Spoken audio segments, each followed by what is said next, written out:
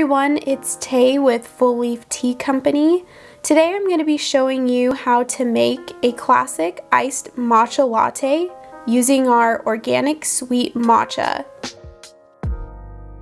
This is actually one of our most popular matchas because it's already pre-sweetened with organic cane sugar and it contains our organic premium matcha. To make a matcha latte, you're going to need some type of milk. I'm going to be using unsweetened almond milk for this recipe, but you can honestly use any type of milk that you may have on hand. You're also going to need about a cup of ice. I prefer to use uncrushed ice because it doesn't melt as fast. You're going to need something to whisk the matcha with. I prefer to use our handheld frother. It makes whisking things super easy and you always get a really great froth with it.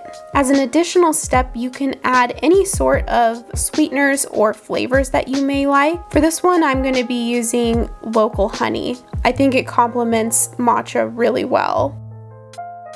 Alright, now that we have all of our ingredients together, I'm going to start by putting about 2 teaspoons of the organic sweet matcha in a small pitcher. If you don't have a small pitcher, you can definitely just use a bowl. I prefer to use a pitcher because it's easier to pour out the matcha. If you're wanting to add any additional flavors or sweeteners to this recipe, this is the time that you're going to want to do that. So I'm just going to add the local honey to the matcha, and then you're going to want to pour about an ounce of just short of boiling hot water to the matcha and honey. And you definitely want to make sure that your water is hot enough because this is what's going to help the matcha and the sugar dissolve.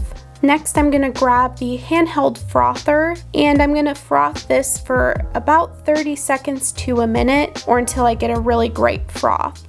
Once I'm done with that, I'm going to set it aside and I'm going to grab a cup with ice and I'm going to pour the milk over top of the ice. And then I'm going to grab the matcha and pour that over top of the milk. And I'm going to grab a spoon so I can get all of that matcha froth.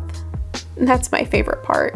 And as you can see, the matcha likes to settle at the bottom, so I'm going to use a spoon and mix it all together.